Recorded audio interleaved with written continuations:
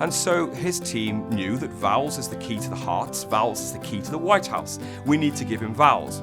So what we saw was Bill Clinton on the campaign trail using a long movement of the hand to draw out the language with a long movement of the hand.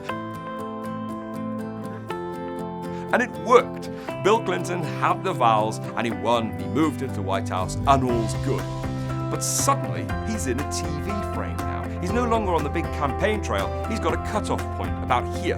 And it looks a bit weird with this hand kind of flashing in and out the bottom of frame, because they're only catching the peak of the movement. So he had to adapt it.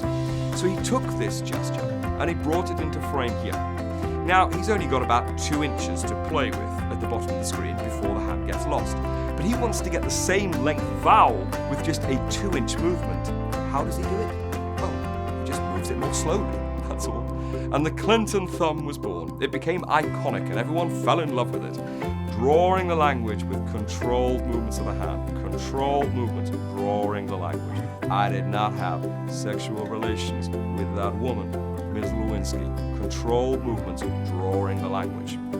Tony Blair then comes to power, and Tony Blair thinks, oh, it's great, this Clinton thumb, I'll have a bit of this Clinton thumb.